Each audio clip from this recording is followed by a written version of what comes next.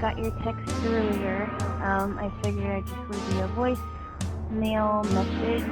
I could email you, but right now my JAWS is not cooperating with me, so you're getting a message.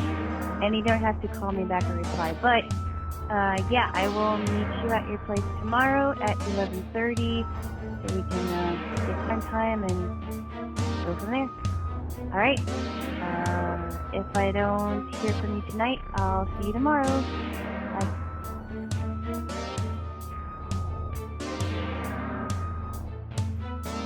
Alana, Jaylo. Yes. How's it going, Jaylo? Well, I am doing just fabulous. You got some lavender oil today. Yes, I did. Yeah.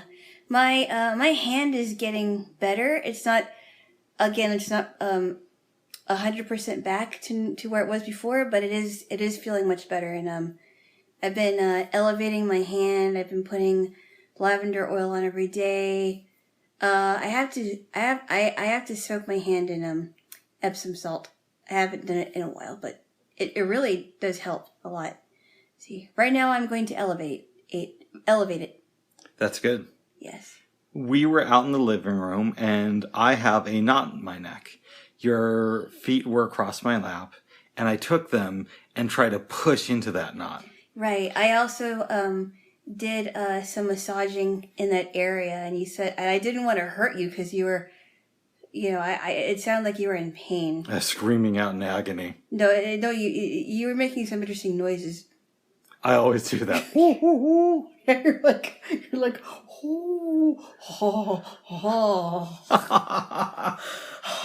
and every time I'm telling you to breathe in, you're like,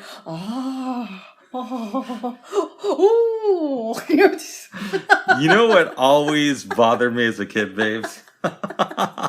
What? Okay, so you're not a boy, or you're never a 9-year-old boy. Unless you're going to take me on like a daytime talk show and tell me something different. No, I'm not a 9-year-old boy. I promise you. But I I'm remember being a little kid, and they Yes. would have TV shows such as Kung Fu: The Legend Continues, and all these syndicated programs. Yes, the Japanese stuff. Is that like for kids? Yeah, I would say so, or karate stuff. Yes. And whenever they like not punch each other, but go at each other, they'd always be like, "Wow!" Yeah. And I never understood that. Yeah. That's what they do all the time. That seems like very Americanized. But to me. it's if you are participating in Aikido, for example, because I went to a couple classes, you do have to make noises. Why is that? I think in my opinion, you do that because you're expressing yourself. Okay. Because, if you're doing like Taekwondo, you have to yell. You have to. That's how people express themselves when they're sparring, or when they're when they're doing their moves. So it's like that in martial arts anyway. So that's a real thing then. Yes, They didn't it just is. make that up. No. Yes, it is, because my dad was involved in martial arts at one time. Did I tell you here about when I went to the Blast conference in 2007? Which I am so jealous that you got to go, because it sounds like a fun time. I would say this: it was a blast. It was a blast, especially when you told me you got to get all these food from all these vendors and That was a cool experience. tons of chocolate that I wish I would have had. We had a prime rib and vodka martini dinner the first night we went. Prime rib. Yes. Oh, I love prime rib. We didn't have to do any actual work that week except go to the conference. Wow. And I believe we didn't have to wear sleep shades going there. Really? If I'm remembering correctly. Now, I could have that wrong, but I don't remember any of us wearing sleep shades. Is that for like the BEP program? Yes. Wow. And they were doing their conference in Denver. Yeah. And if you were a student at the CCB, which I was at the time, you could ask to go to that. Nice. So I went with a couple of friends of mine, and we just had a great time for a couple of days. Oh. I ran into my old voc rehab counselor who I got along with. Was that the one from Hawaii? Hawaii, yep. Oh, cool. Yeah. Okay. It's a very fun experience. Oh, yeah, here's why I brought that up. All right. So they did a martial arts demonstration. And, Oh. yeah. And you take your hand and you break this board. But it's like, a cheap board that's designed to break easily. Right. Uh-huh. But I remember having a fun time doing that. Yes. Yes. No, they really do make noises. Yeah, and that was my only real experience with doing martial arts. So I remember when I was in Colorado for nationals, we were allowed to go to these clinics that these coaches were giving. So I went to a wrestling clinic, and I also went to a judo clinic. And judo, if you know anything about martial arts, or maybe you don't, judo is the lesser. The least violent martial arts in all of martial arts. Okay, I did not know that. You basically just pick somebody up and throw them, but you're not like really throwing them. But it was a fun clinic, and there were some kids that went to the clinic. I also went to a wrestling clinic where I was literally pinned down by this kid. Mm-hmm. Well, he was instructed to do that, so it wasn't like he just did it, just to do it. And I'm like 19 years old, and this kid who's probably like 13 or 14, tiny, smaller than I was instructed to pin me down. And he was good. Nice. As we're talking, I realized I lied. I do have one other kind of martial arts story. It's borderline. Okay. When I was a counselor at the CCB, This was about 2.5 years later, we had to take these kids to a self-defense class. Uh-huh. And it was a mixture of like martial arts along with like yelling for your life and whatnot. Yes. So I think I'm allowed to tell this story. That's okay. No one's going to, I don't know if any of the people from the martial arts classes will see this. I have a shaved head. Yeah. At the time, the person at the front desk of the CCB also had a shaved head, right? Uh-huh. I go to the clinic, and they call me by his name. They get me wrong because they've seen people from the CCB there before. Mm-hmm. So we go through the class. I go back to the center, and he walks into the room at the end of the day, and I would go up to him, and I'm like, man, I just found out I'm really ugly. And he's like, oh, yeah? What else is new? And I'm like, no, you don't understand. I'm hideous. Mm-hmm. I'm disgusting looking. And no, you don't understand.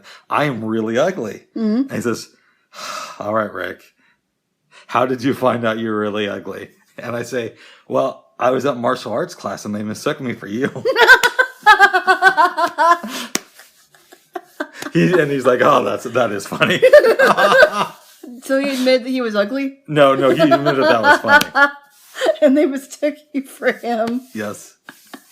But you guys don't look alike except for your shaved heads, right? I don't think so. No. He was a nice guy, though. I think he recently retired.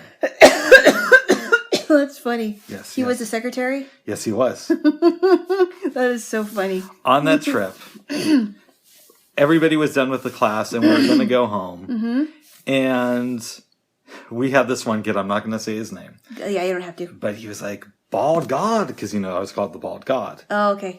Tradition you may or may not want to continue. He's like, Bald God, I don't know when these next buses are going to come here. And I'm like, I almost said the kid's name.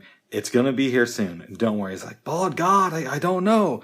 And the bus is pulling up and I said, believe me, any minute now the bus is going to come here. And then I turned around and got on the bus. And you just left him there? No, he came on the bus too. Excuse me. Yes. Sorry. There's something in my throat. Okay. That's the thing about getting older. Whenever I hear somebody cough, I'm always convinced that they're going to die soon now. No, I'm not going to die. Oh my goodness. You're just a little scaredy cat, aren't you? Oh. No, you got to calm down, Bugs. Oh. No. I'm not going to die. No. Oh, good. No. Oh, good. No, it's just stuff in my throat, Bugs. Like I woke up the other day with a little bit of pain in my face and immediately I was convinced that like I had brain cancer and... Pain in your face? Well, in my near my forehead, I should say. Did it go away? Yeah, it went away. See, now you're making me concerned now. See, you're getting older too, so you're having those feelings. Well, I'm not like super old yet, Bubs. Okay. I'm just, I just want to make sure, I'm not like freaking out over it. When we got done doing our thing last night and we're both in bed, I am watching YouTube. Yeah. And I start watching this interview that Tom Snyder did with Joan London. Uh-huh. And he's a horny old guy, but I really liked his interview style. So he's a dirty old man, huh? You never watched Tom Snyder? No. Okay. I mean, I believe I've heard of him, but I I never had a desire to watch him. He does good interviews. Yeah.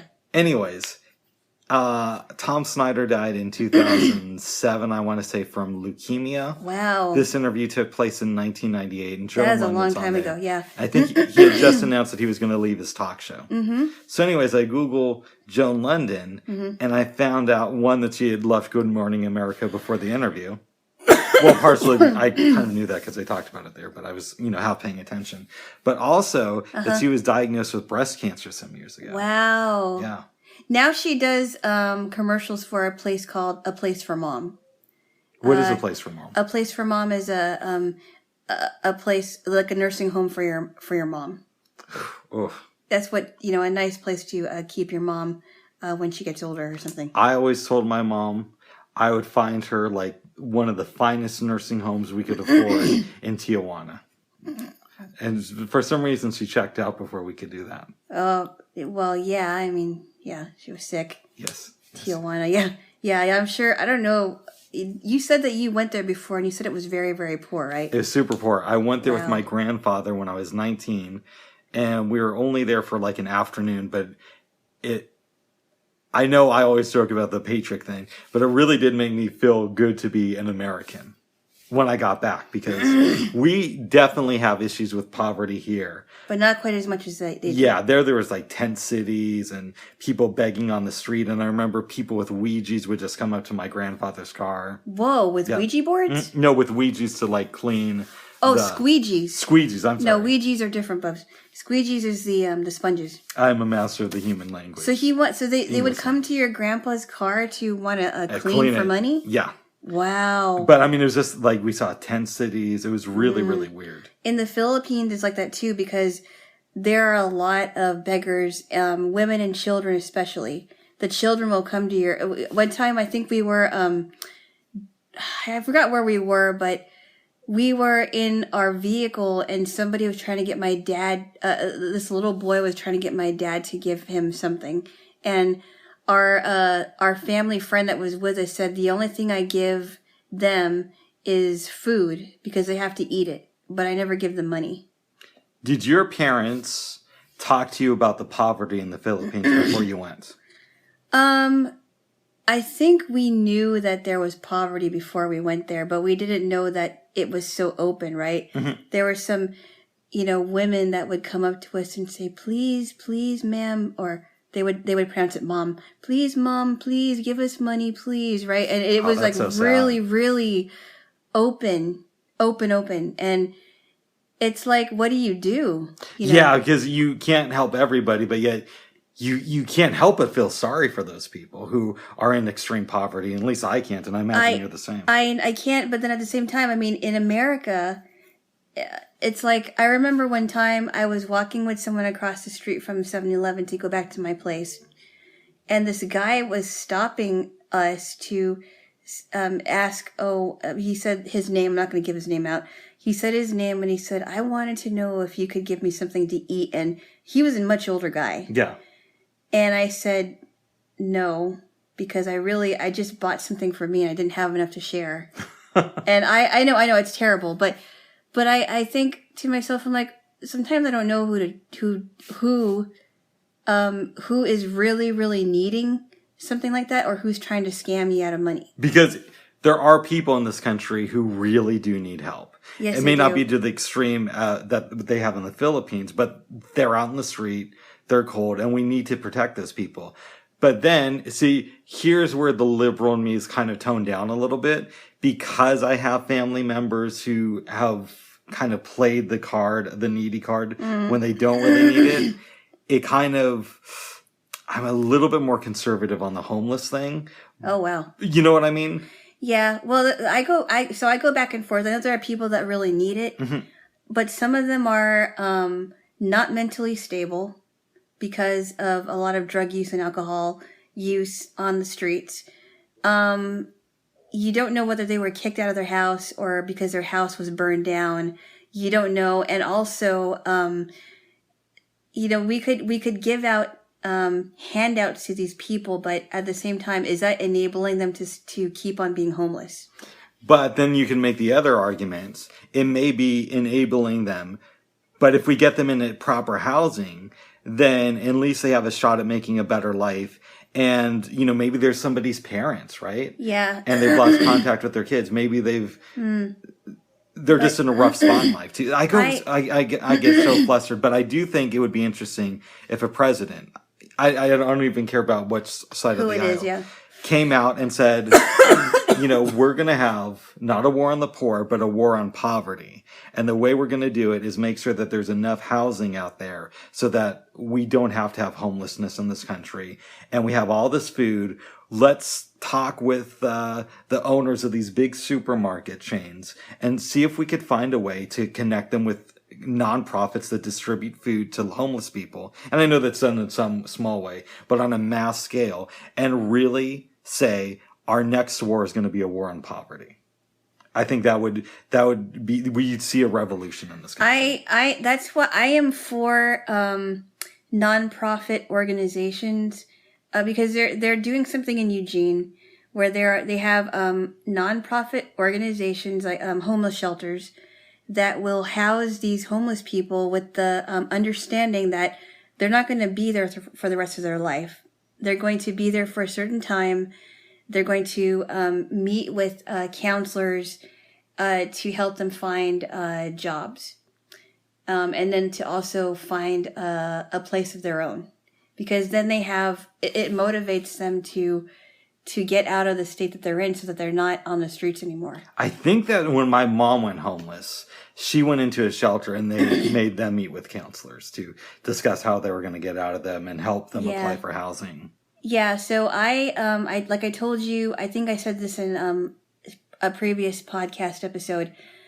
I did my high school senior project on factors that contribute to homelessness because I was really curious. And I volunteered for a couple of weeks on Christmas vacation to a gospel mission for women and children when I was still living in Washington State. And it was such a sad thing for some women, because some of them were kicked out of their houses. And at the time that I was there, because I was only their volunteer receptionist, they ran out of beds. So I had to tell people that we don't have any openings right now, but call back later. And I don't know, I mean, some of them were just really depressed. Mm-hmm. And I would tell the woman that was training me while I was there, I said, what do I do? This person's, what should I tell them? And she would just say, well, you just have to tell them that there's no openings. And some of these women that came into the shelter were around my age. So at the time I was 19. And it was just a sad thing. And some of these women were young women with kids. And some of these women were like in their 30s, and they got into drugs or got into alcohol or whatever it was, but they were trying to work to get their kids back. So, I mean, it was really tough. And then at the end of my community service, I dropped off I collected some pillows, and I forgot what else. I think I might have collected some pillows in front of a store. And my mom went and dropped them off at the shelter for the women. Oh, that's really nice. Yeah, and then before I left, my mom, I think she made some food for some of the women, and we distributed them to the women. That's pretty cool. Yeah, and some of these women were actually really nice, mm-hmm. but some of them had a lot of problems. And they had a chaplain in the shelter that was counseling women. She was a really nice lady. But I learned a lot in those 2 weeks. And I only had 25 hours of community service to do. But it was worth it. It was worth it. I learned a lot. Would you ever consider doing something like that again? I don't know. Possibly. It's just it's very tough. It really is. I wouldn't volunteer at a men's shelter. I heard it's pretty rough in there. I don't know what you think about that, but I think possibly a women's shelter, maybe.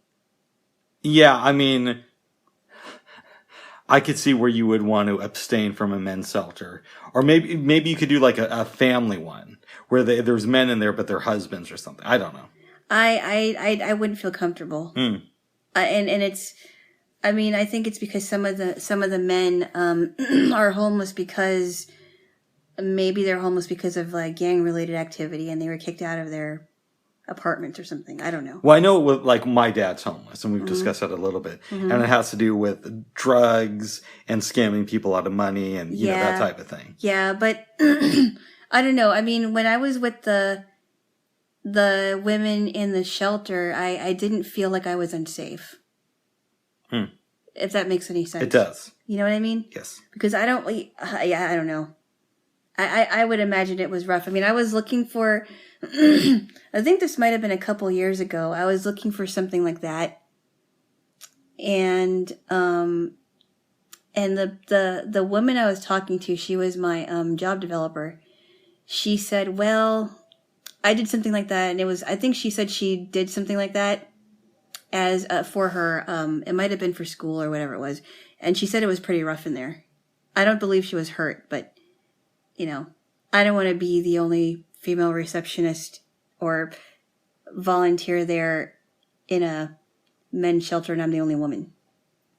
After, yes, once the pandemic is done, yes, how do you perceive yourself contributing to society? I mean, maybe not volunteering to help homeless people, but is there any way you could see yourself giving back?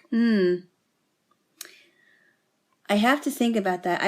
I will say this, that the volunteering at that homeless shelter was very rewarding for me, even if I was just answering phones, because it kind of showed me a glimpse into, you know, if my life was different and I ended up on the streets and I had to go into a shelter, how would that be? Right? Yes. It just showed me a glimpse into their lives. And maybe I will volunteer at a place like that again. Or, I don't know. You know, if somebody needed someone to talk to, or to, you know, if they were interested in music or something like that. I don't know. It's something. Yes. Volunteering is always good.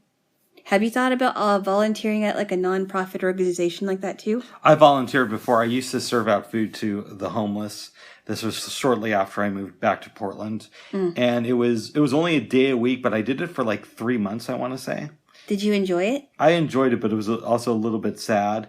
I used to do community service for this organization in town that would distribute food to homeless families as well. So like when I came back, I did it like you'd serve out dinner. But when I was a teenager, I did it for this organization, and families would come in and apply to get food for the week. Wow, That is really hard. I don't know if I could do those things again. I don't think I'm the best person to work with the homeless population. Yeah. That doesn't mean they don't need help. It means that I'm not the right person to facilitate in that area. Yeah, that's tough. Like it really takes a special person to do that. My so I told you the story about what my brother-in-law and my sister would do. That was really cool, actually. And during Thanksgiving, they would make a bunch of food, and they would go on out on the streets in the neighborhood and hand out plates of food. They did that once for their church, and it was like an all-day thing. What they would do now, I don't know when the last time they did it, but what they would do is they would have their kids get their toys when they were younger. They would get their toys and collect them. And when they would go to church, they would bring the toys over and donate them to children who really needed toys. I get that, but as a kid, I wouldn't like doing that. So they get toys and then they donate their presents? No. They get their old toys because they're not playing with anymore. Oh, okay. That makes sense. No. And my brother-in-law and my sister would tell them, you know, there are kids that don't have a lot of toys like you have. So just find some toys that you don't play with anymore, and we're going to put them in bags, and we're going to bring them to church, and they're going to be donated to families that really need toys. That's pretty cool. Not the toys that they just get. No. Yeah, I thought they'd open it on Christmas Day, and then that afternoon they take them to the church or something. No. This was like, years after they had those toys. Gotcha. Right. That makes sense. Yeah. I think it's a really less good... cruel. What? That's less cruel than what I was thinking. Yeah, that's not right. No. Mm-mm. No. Yeah, that's right. Yes, you will. So, I mean, there are so many ways you could help too. People can help those people, but at the same time, I would imagine that we would want homeless women, children, and men to get back on their feet and have a place of their own, so they wouldn't have to sleep in the streets. They wouldn't have to sleep out, especially now. It's so cold. Well, right yeah, now. and the seasons change, and it's not just now that it's cold, but it's also like, since more and more people are homeless now, Yeah. it's less safe. It is just less in safe. general. Yeah. Because you don't know who's going to be in that tent next to you. I remember, oh my goodness. So I can see this. When I was attending PCC, there were times where I would be sitting on one of the little benches in the music building, right? Mm-hmm. Sometimes I noticed that there would be some people that would either be listening to the music, or there was one time, I think it was a few times, I caught some guy that was sleeping would be sleeping on one of the benches and would be snoring. And I'm thinking, is that guy homeless? And if he's homeless, what is he doing in our building? It was kind of scary, because I'm like, who is this guy? What business does he have sleeping on the bench here? And why isn't anybody asking him what he's doing? You know what I mean? I hear you. It's like there's a bunch of, adults that are going to classes and learning and getting their credits, and this guy is like sleeping on one of our benches. It's a tricky situation. It is. An idea I had is obviously build more low-income housing, but wouldn't it be interesting to build it out in the suburbs? So I've heard more liberal friends of mine say, "Oh, that's a horrible idea." Yeah, so instead of building them in downtown Portland, maybe you build them in Gresham or Sandy. Mm-hmm. I'd like actually the idea of building a bunch of low-income housing in Sandy. And then you bus homeless people from downtown into Sandy and say, okay, we're going to work with you out here. Why do you think that why do you think it's a horrible idea? Well, because a lot of people have this talk of, well, that's displacement. You're taking them out of their environment. So we should leave them in their, my counter argument is, okay, so we're going to leave them in the environment where there's, they know people and they have access to drugs and alcohol. And it's not helping their situation. Yeah. Yeah. I think I would agree with you on this one, actually. I think it's really, if they want their lives to change, sometimes you have to remove them from the environment. Mm-hmm. Because if they are removed from their environment, they're going to be stuck there and they're never going to change their situation. I think it's imperative that there are times where they have to get out of their environment so that they can get back on their feet. And imagine this. Mm-hmm. We move, I don't know, this is just a number I'm throwing out here. So in the next year, because it takes a while to get these programs started, right? You move 400 homeless people from downtown Portland to Sandy. Mm-hmm. So it's a drive away, but it's not exactly extreme, right? Uh-huh. And they clean their lives up. Mm-hmm. Well, now you have 400 people, let's say 300 of them become outstanding members of the community, and they develop a communal bond with the rest of the residents there. Uh-huh. Isn't that going to be a good thing overall? Oh, yes, it will. Yes, it will. Because then they would be contributing to their neighborhood, right? And I think it's a great idea, actually. You get them out of the streets, get them away from crime. Get them away from their old friends, because sometimes they could be a really bad influence, and put them in a new environment where you've got families and you've got people that are working hard to put food on their table, and that would motivate them to work hard to put food on their table. Yeah, that's what I would do if I was running stuff, babes. But I would totally agree with that. I am actually on board with that idea. Yep. put low-income housing in the country. Not all of it, obviously, because some people need access. So like a person with a disability. Yes. Right? Who's maybe blind and homeless. Yes. It's not that good for them to be away from the city because you're cutting off access to resources. But if their main thing is drug abuse and they're homeless, then I think moving them to the country would be a good thing for them. Yeah, change of scenery. Yeah. I think it's a good idea. Yeah. Yes. So we'll see where that goes. Probably nowhere, but no, I think it's a very I think it sounds like it could be a really good proposal. Well, thank you, babes. Yes. Yes. I would disagree with your friends on that one. Thank you. Yeah, I think you're onto something. I think I am too. Yes. Yes. Yes. People, people helping their community outside of their environment. Yes. Well, people finding a new people community. finding a new community outside of their environment where they can contribute. I think that's a good idea. Yeah. Yeah. Yes. Speaking of trying something different. Uh-oh. Yes. Last night we made stuffed peppers. Oh my goodness. Without looking at any recipes. Well, I thought it was. And then when we're eating them, you're like, this recipe I said we should do this and this and this. Well, no, I said it looked complicated. Okay. And I said, I think it's good that we decide to do this on our, decide to do our own recipes. I don't know.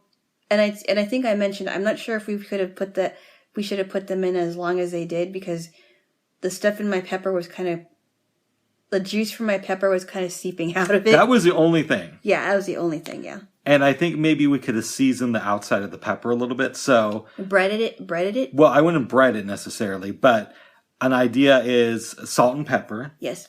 And maybe cover it a little bit with the butter. Mm-hmm. Because that would help it, cook and everything. Yes, yes. I think those things would have contributed to the taste, but overall I thought it was pretty good. I thought it was good too. Mm-hmm. I think it would have tasted a little bit better with basil and some fresh parm, but... Which you did order. I did order, but I guess they ran out of it. It looks like. That's okay, though. Yes. When we were getting ready and I also got some extra English muffins, which I'm not sure what I'm going to do with because I don't use them, usually eat them very much. Oh. When you interrupted me, babe, but I still... I'm sorry. That's okay. Okay. That's a force of habit there, Jaylo. Oh, jeez. When we were getting ready to eat, you played me some What? Who's the dude's name? You played me some music by... Do you know what I'm talking about? What do you mean? Last night when we were getting ready to eat, babes, you played me some music. I did. I played some Expose. I know it's not your thing. No, but the other artists. It's this guy from the 70s. I want to say his name is Rue something. Rupert Holmes. Rupert Holmes. Yes, Rupert Holmes. He did what? Yes, I'm sorry. No. No. Hey, stop it. What's going on? Go ahead. No, see, I don't really know much of his stuff. I just heard like a few things on the radio. But he's got some interesting... He's the same guy that does If You Like Pina Coladas. Oh, that's him? Yes. For some reason, I always thought that was Jimmy Buffett. It's not Jimmy Buffett. Okay. He doesn't sound anything like Jimmy Buffett's, but that's one of my favorite songs from him. It's a good... Yeah, he does some good stuff. I think. Yes. Yes. And some Expose. Expose and some Sweet Sensation, which were they were both girl groups from the 80s, and it sounded like it. It was very 80s. Yeah. I mean, I like Expose more than Sweet Sensation, but yeah, it's very 80s. Yes. So we do that. Mm-hmm. Hang out for a little while, and then we started our movie night. Well, we also had some really good cake and ice cream. But first, yes, we had some ice cream along with some good cake. I just said that. I said it differently. You just repeated exactly what I said, but the opposite. In a way, I gave it my own spin. No, you just repeated it, but you said it backwards. What if? Keep going, babes. I bought this double chocolate layer cake. We still have some left. We still have 2 more slices. We are definitely going to eat that. I was going to buy the red velvet cake, but I thought, well, it was a little bit expensive, and I wanted to get something that wasn't as big as that one, because it was like a 31, I think it was like a 31-inch cake or something. And you already get 31 inches from me. So. Well, what? Hey, you know what? Oh, I love you. You know what? No. I love you. Keep going.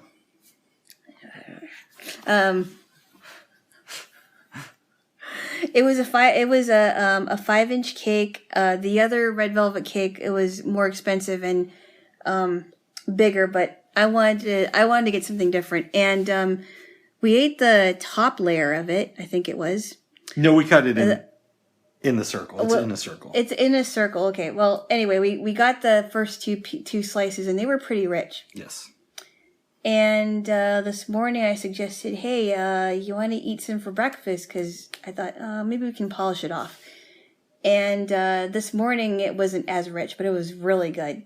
And I bought Neapolitan ice cream. So it's like strawberry, chocolate, and vanilla all mixed into one. And I love that stuff. And it sounds like you like it too. So good. Yes. With the cake. Yes, it is. It's very good with the cake. And we ate it this morning before walking to the post office again. Yes. Which went a lot smoother this time. A lot smoother. I didn't like that the rain was feeling it was going to pick up. But we got there in time before it got really bad. And it went well. Went very well. I had you wear my backpack because you didn't want to get yours out. And there's something wrong with your backpack, or? No. No, I didn't even think about that. Oh.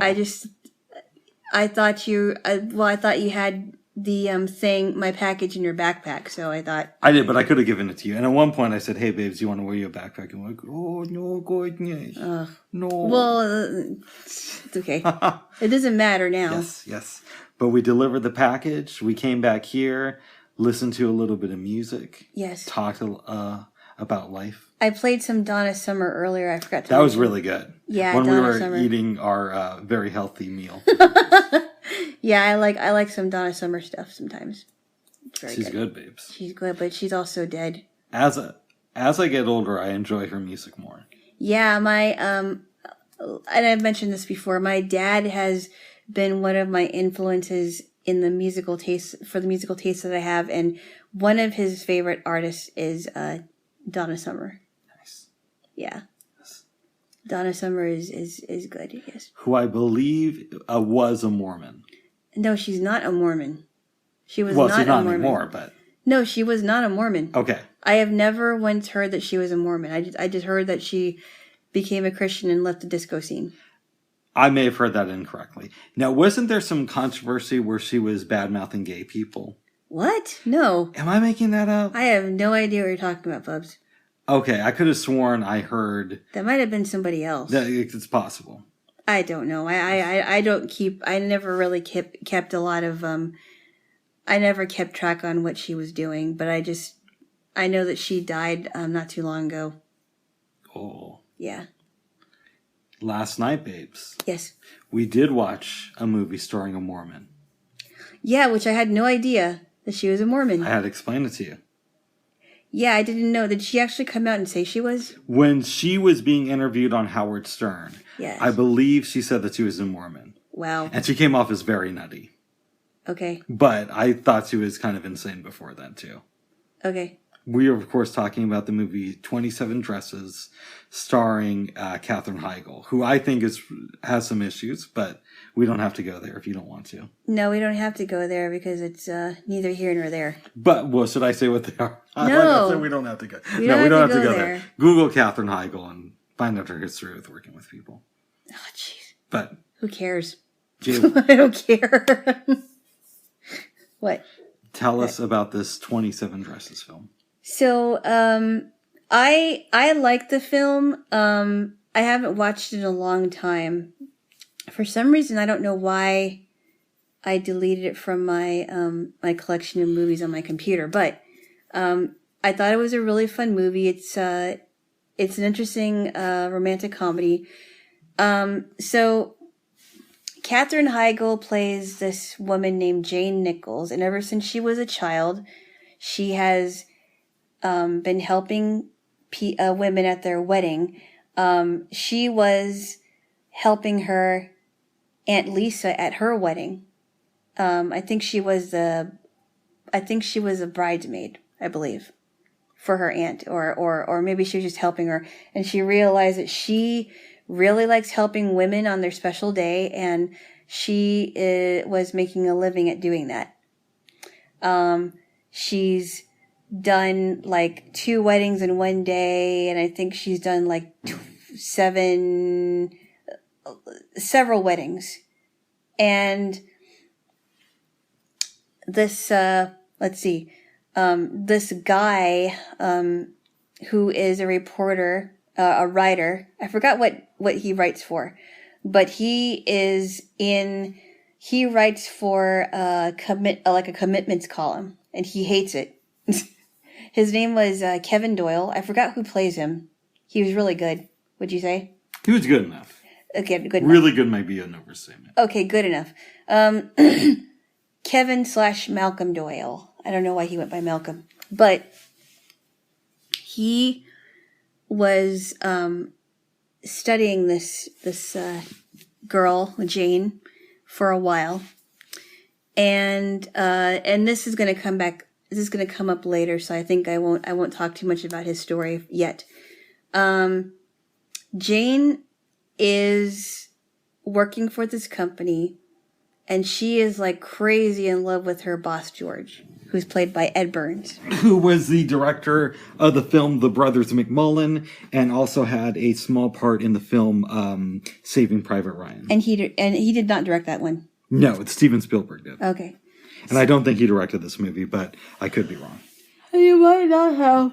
And so Jane is literally in love with George, and George has always asked her to do him favors. Getting his coffee, getting his notes, whatever it is.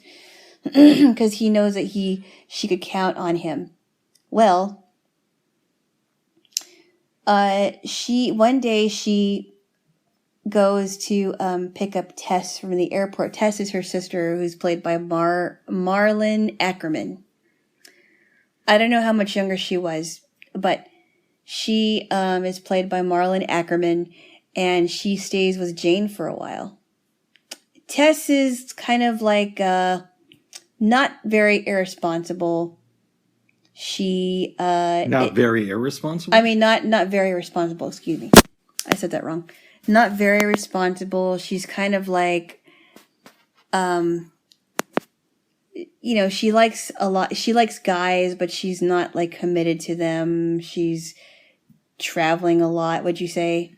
Correct. She travels a lot. She kind of has a carefree life. Seems very entitled. Well, some things happen, and she meets George, Jane's boss. I can't remember how she meets him. What happened was Katherine Heigl this is the night that Tess gets back to town. Yep. Katherine says, hey, we're having some drinks for some people from work. Yep. Would you consider coming out? And of course, when they're at the bar, Katherine Heigl's talking to her friend from work, and she says, okay, if you're going to go up to George, it's now or never. She starts walking towards him to tell George that she loves him, and guess who walks in the room? Her sister Tess. Yes. Marlon Ackerman.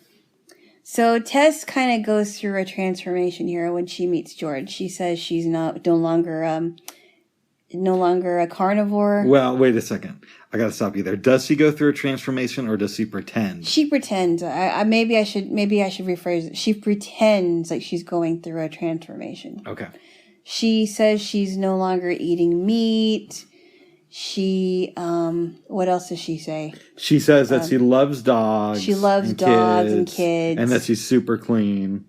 Yes. Well, he doesn't have any children, but he does hang out with this kid named Pedro, who's, his little brother. The kid's really good in the movie, I will say that. Do you remember that one part where he's vacuuming? Yeah, that's later on in the movie. Yeah, that's right. But basically, Katherine Heigl goes over to the sister's house, and she looks inside, and Pedro's vacuuming. Yeah. And is told that that's the little secret between the sister and him. Yes. That they're not going to tell Ed Burns. Right. Yes. Keep going, Dave. Whoa. So anyway, yeah, he was really funny in the movie. So, you know, he Can I say something really quick that I did like about Pedro too? what?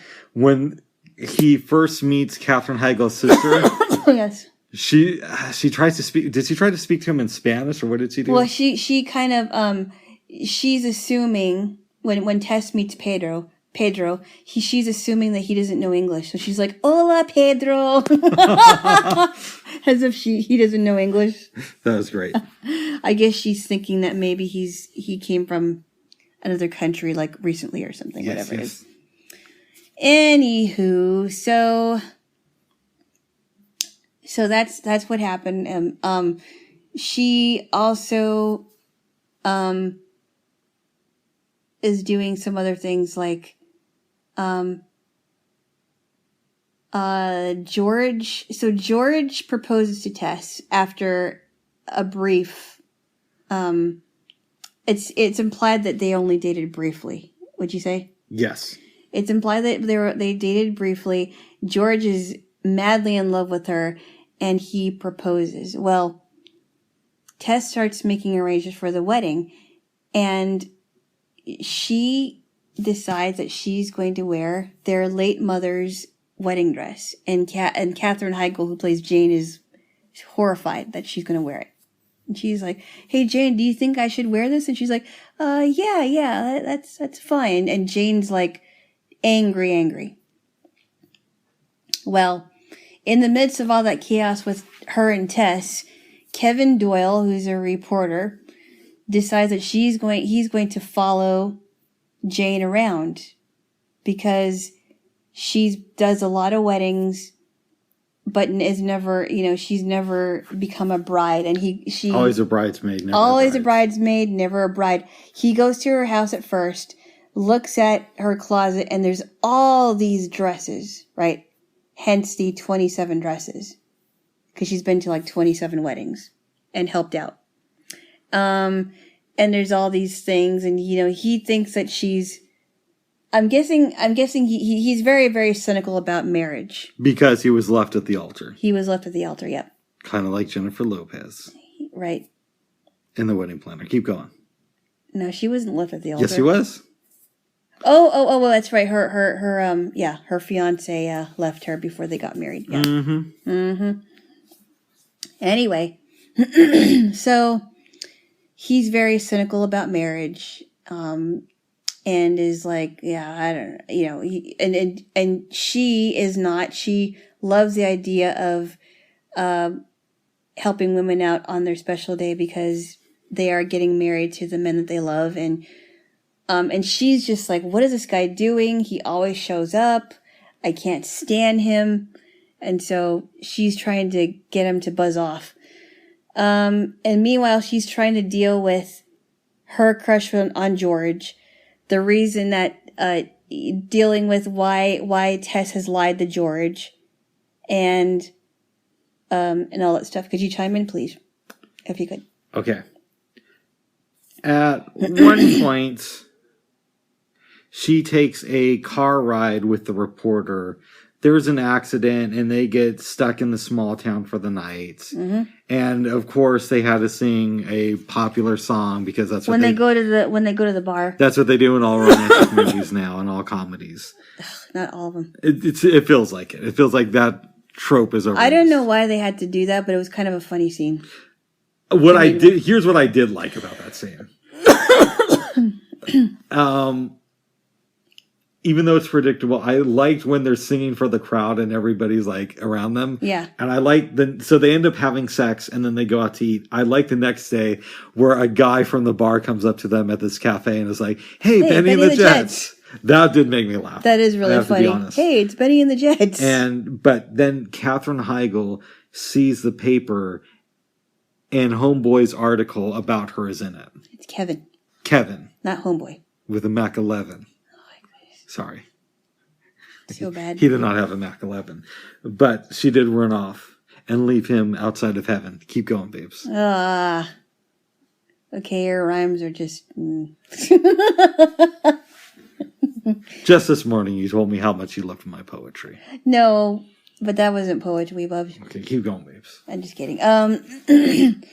So she's pretty upset. So is Tess, because Tess is mentioned in the article. Tess is mentioned in the article. And not article. really in a flattering way. No. Well, Jane gets even more upset with Tess because she gets her mother's wedding dress shortened. Now, this scene I did like when Katherine Heigl's walking away and she turns back to her and she's like, you were my sister this morning, but now you're just some bitch who cut up my mom's wedding dress. Right. That made me laugh. I did like that. Yeah, and I understand why she would be upset. She's like, well, I can wear I'm going to wear this and you can have the rest. The joke in the movie was when she got the bridesmaids' dresses, when she was helping a bride and the bride would get the dresses, the joke was that, oh, these are great dresses. You can shorten them and wear them again. Mm-hmm. It was throughout the movie. Well, anyway, she was very upset with that. And she said, Tess, it's, you are, and this happens much later after, she ambushes Tess at her rehearsal dinner. Oh, this scene was also really This cool. was great. Okay. I love this scene. So she's like, Tess and George is the perfect couple. They share similar whatever it was, and it shows pictures of, it's like a duality. It'll show one picture of Tess, one picture of George, and at first it's cute. They're little kids, they're growing up. And then it's like when George was off at school, Tess was also off at school, but it's her with a bunch of guys. And then it's like, showing more pictures of them, and then it shows her eating meat and her with other guys, and her like being disgusted by a baby, and her being and dogs by a dog. And like right after the slideshow, Ed Burns looks at her and he's like, I didn't know you eat meat. She says to him, well, that was years ago. And he's like, well, why were you wearing my engagement ring? Yeah. Then Pedro comes up and says the thing about the cleaning business. Yeah, it's like, oh, by the way, if anybody wants some, I just want to know if there's anyone that wants some cleaning, just let me know. But he says that he started with Tess. Right. And so, and before that slideshow, Tess gave Jane directions on what to read, and she wasn't going to read it. And read this and only this. Only this, whatever it said. Did you see what it said? No. Okay. Well, needless to say, the wedding was off, which was for good reason, because Tess was a phony baloney. She can't understand normal thinking. And she's an entitled person. Yes. Anyway. You know what can't understand normal thinking stands for, right? Yes. Oh, you do? Okay. I do. All right, keep going. I know what that is. Keep going. I got it right. But keep talking, babes. Anyway.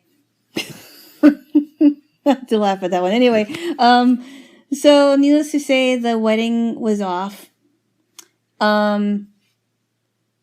So she meets up with George again. Jane does. Jane is really upset with Tess. Tess is upset with Jane. They're not talking.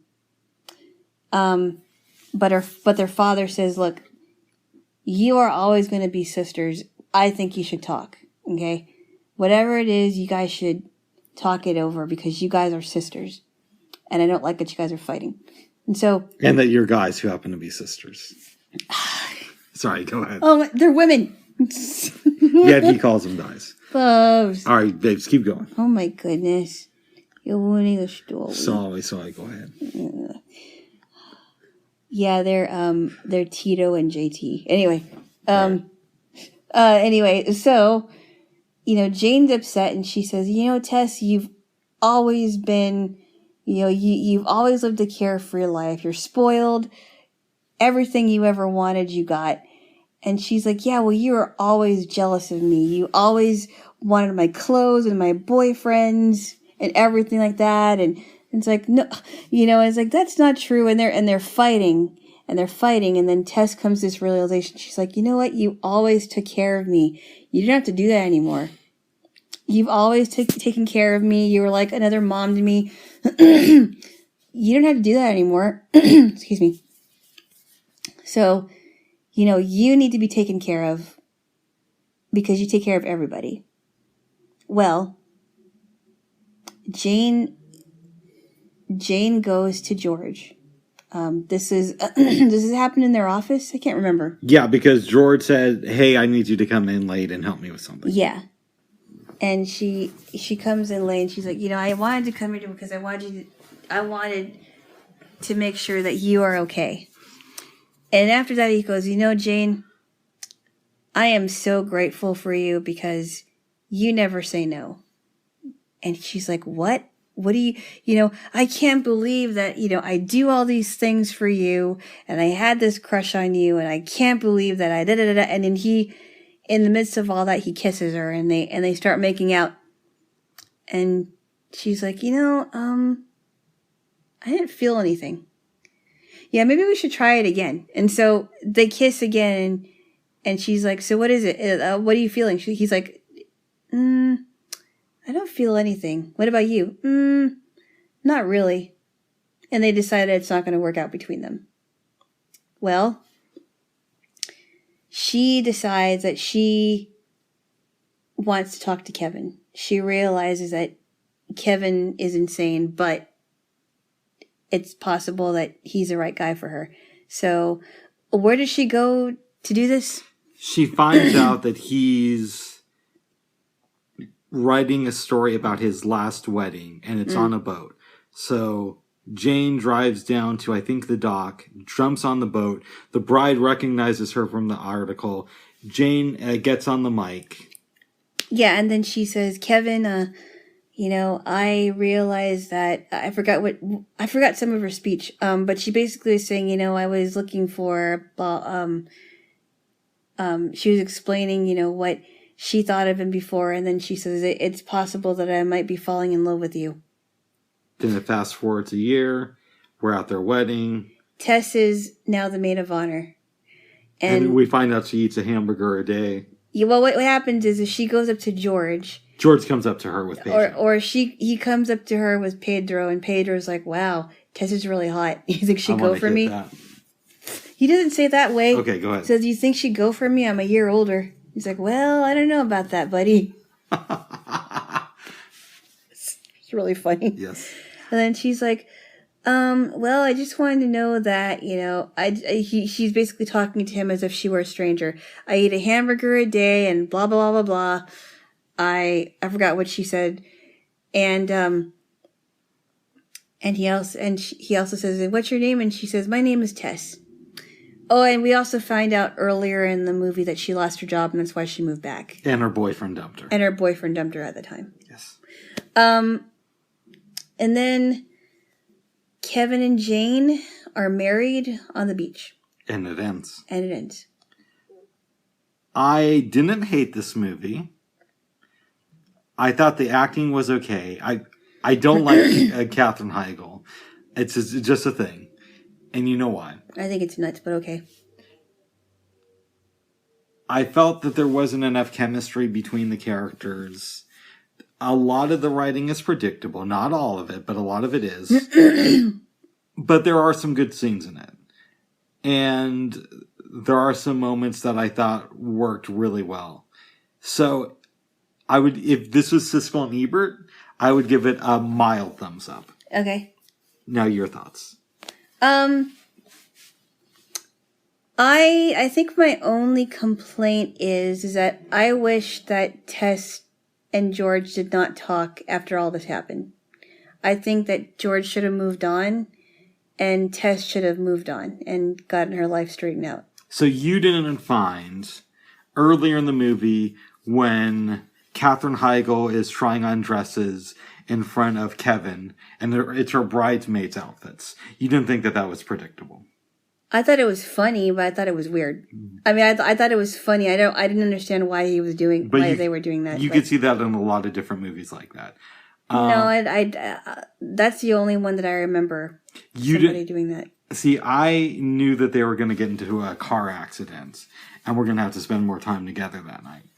And while I didn't predict the song thing, that happens in so many like romantic comedies where you'll have somebody singing along to a popular song that it's just old at this point. Yeah, but how many romantic comedies did you see with that in there? I've seen a lot. Happened in, should we go down the list? No. Okay. Not really. All right. That's irrelevant at this time. How many? Oh, I could give you a... Well, yeah, you're relevant, okay. I know it happened in my best friend's wedding. That's one of them. Happened in Scream 2. Scream 2 is not a romantic comedy. Okay, babes. It probably happened in pretty much every Will Ferrell movie. I don't know. I don't watch his movies. I shouldn't bash him. It didn't. Well, actually, it happened in Elf, but I like Elf. I've never seen it. I have no desire to see it. It's a fun movie. I will tell you this. My sister has told me, and she's like me, she doesn't like little kid films, but she said that that's one of her favorite Christmas movies. Yeah, Elf is... I do like Elf. I saw it with a bunch of my friends, and it was a fun movie. Well, I'm happy for you. And but we're not talking about I'm Elf. looking for a psychiatrist for my sister to help her with her health issues. But anyways, I thought that it was predictable when they're at the nightclub and her friend is like, it's now or never. And as she's walking over, her sister happens to walk in and get George's attention. I also thought it was predictable that they would choose to have the wedding so fast and that the sister would lie. And, and make herself seem like she's into the same thing. But would you say that you liked that she ambushed her at the wedding? Yes, that made me laugh. Or was it at the reception dinner? At the reception dinner, like as it's supposed to happen, and they're supposed to get married. Listen, there are things that I like too. Yes, that worked for me. The like I said, Pedro I thought was great in the movie. Cleaning business. Yes.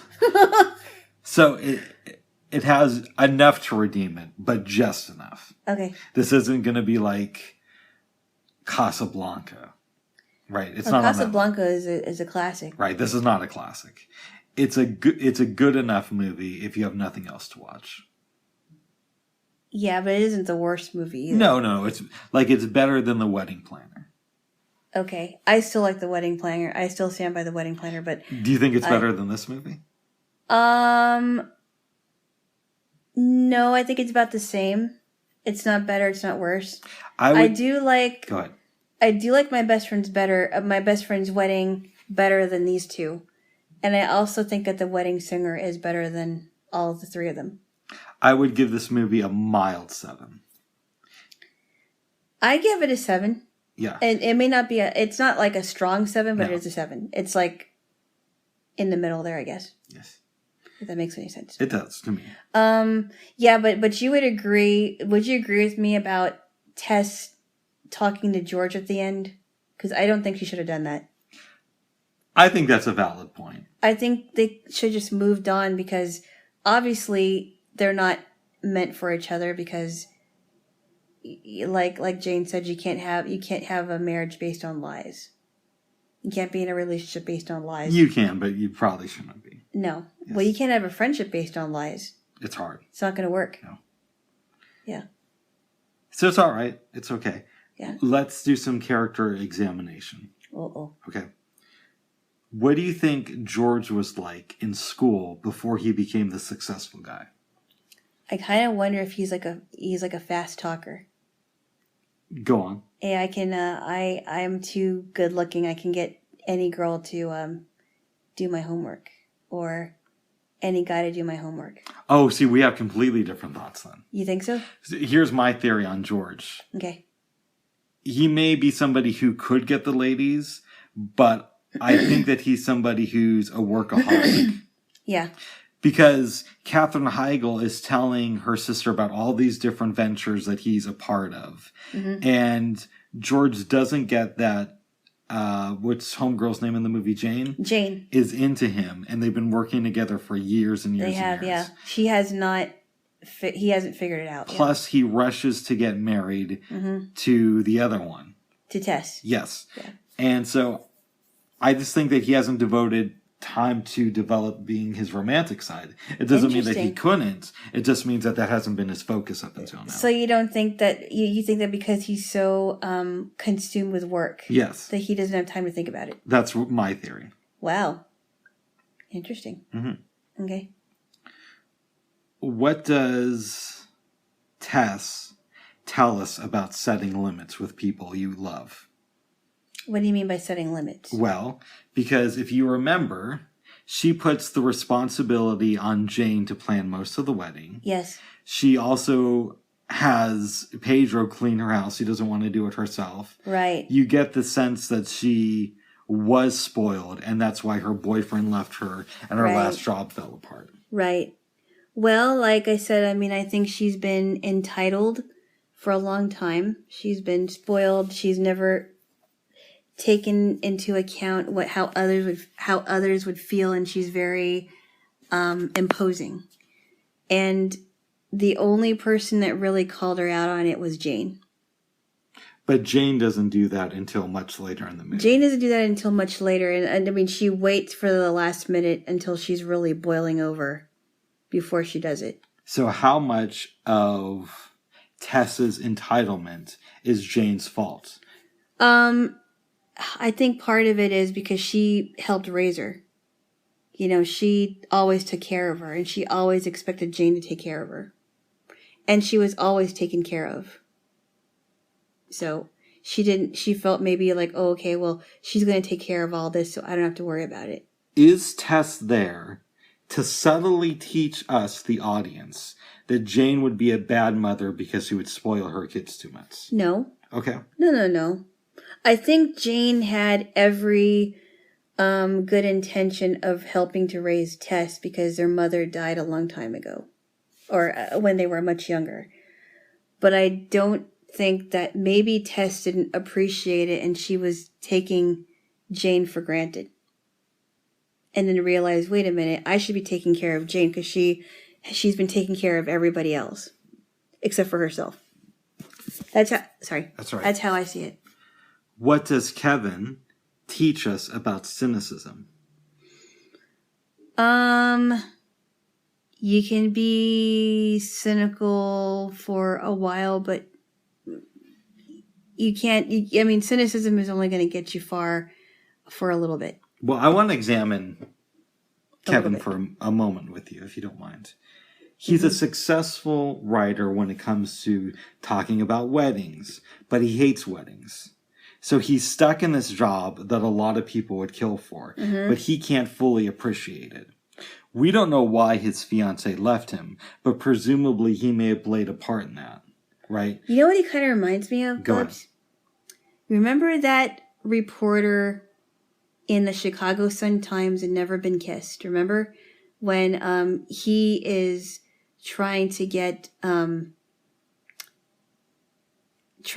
Josie, which is a Drew Barrymore, to do a Chicago Times story about kids in high school. Mm-hmm. Remember? Yes. And he's very cynical. He doesn't know how to have fun. And Molly Shannon's character is saying, you don't even know about love. You don't know how to have fun. You know, what do you know? He kind of reminds me of that person, except he's a lot more harsher. I could see that. You know, it sounds like Kevin has been jaded about a lot of things because things were not going his way. I'm curious. Uh-oh. I think that Kevin is probably somebody who's successful at work, but still very unhappy with where he is. He's very unsuccessful with relationships. Do you feel that he's that way today? I would hope not. If he married Jane, I would hope not, because he wouldn't have gotten married if he didn't meet her. Right, but I don't think that she's going to solve his job problems. We know that he got a promotion at the newspaper. Yes, he did. However, my theory is that at some point he's leaving the paper, either because they downsize or he gets tired of it. And maybe he starts writing books or works as a book agent.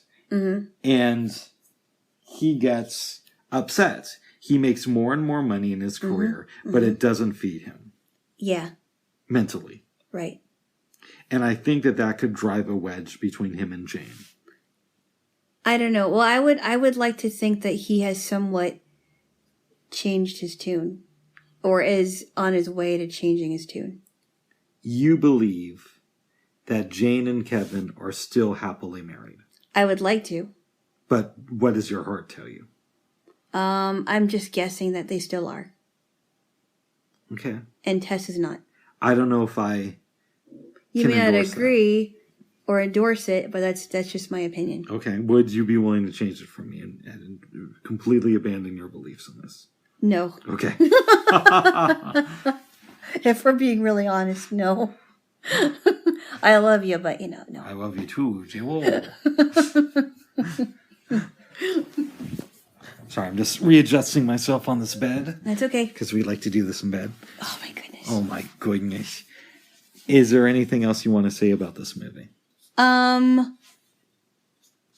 Would you said you appreciated that the movie kind of took a different direction. There was a lot of predictability, but they left a few things out that I thought for sure was going to happen. For example, I totally expected after the scene at the wedding reception that either Ed Burns or Tess would come up to Katherine Heigl and say, I don't know if I can go through with this wedding.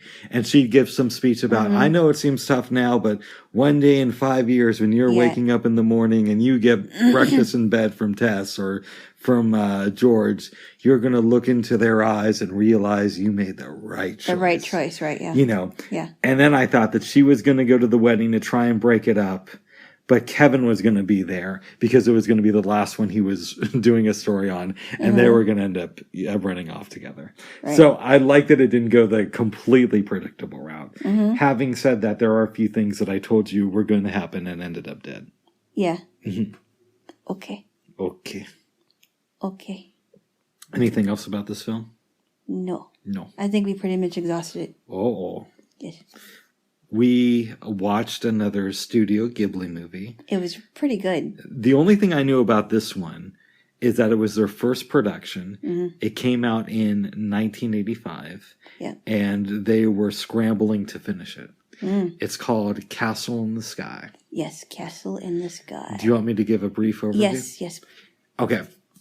And this will be brief because there's a lot to cover. There's a lot of stuff in it. I'm sure I missed some stuff because I heard some snoring in the movie. Hey! Or maybe that was next to me. You know what? I know who. Oh.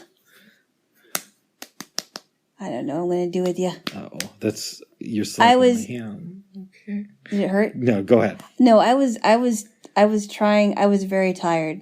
What I will say real quick is... The movie started off slow. It was very slow. And for the first half hour, I'm thinking to myself, oh no, we chose a really bad one. Yeah. But I did kind of doze off a little bit. The second half of it picked up and it got really, really good. Yes. And it started to make a lot more sense. So basically it starts off, there's this pirate ship, like an airplane flying, and these helicopters go away from it. There's another... big plane where people are being served food and the pirates get on the ship. This guy tells the girl, Sheeta, all right, stay here. Sheeta grabs a bottle, hits the guy over the head. He's knocked out. Yep. You never see him again. She sneaks out of the side of the plane. Pirates come into the room. She falls off of the side of the plane. Yep. And then it goes to this restaurant. There is a boy named Patsu who leaves, goes to this mining plant, sees Sheeta falling to the ground. She is unconscious. And picks her up. Yeah, he puts his hands out. She lands. They end up going back to his place and resting that night. And Patsu, I should mention that Patsu lost his family, so... He's an orphan. He Gets up the next morning, goes to the roof, releases some pigeons, I believe they are, and starts playing an instrument. Yep, he plays a trumpet. Sheeta wakes up, joins him, and he says basically, listen, girl, I caught you. I did my part in the world. There are people coming there to get her. He sneaks Sheeta out. They kind of go away from the city. I don't want to give too much away, but one thing leads Yeah. to another, and they find out that the reason she was able to land was because of this medallion she's wearing that has this very valuable stone. Yep. But it kind of only works when she's around it. Right. So all these things are happening. There's a rumor about the city in the clouds, and the reason that Patsu's dad is no longer with us is because he got obsessed with proving the existence of the city. And it's called Lapida. Yes. Eventually, after a bunch of stuff happens, we find out that the military is after Sheeta, and the pirates who boarded the airplane are actually the good guys, even though they're sort of rough around the edges. They're really a comic relief in this movie. Yes, Sheeta and Patsu join them. They end up going to the island in the sky. Yep, it's pretty fun, and this dude from the military gets there too. Muska gets there with his men. And he's a villain of the story. We find out that he's also royalty. So either Sheeta or him can take this power of these stones. Mm-hmm. Muska gets the stone. Sheeta breaks it away from him, runs, gives it to Patsu. Patsu and her, he tells her to take his hand. What happens is, real quick. Okay. Almost there. All right. The villain's name? Muska has a gun. He threatens to kill Sheeta. Patsu says, I'll give you the stone if you give me a moment alone with Sheeta. Mm-hmm. He agrees. He goes over to her and whispers, I have the stone in my hand.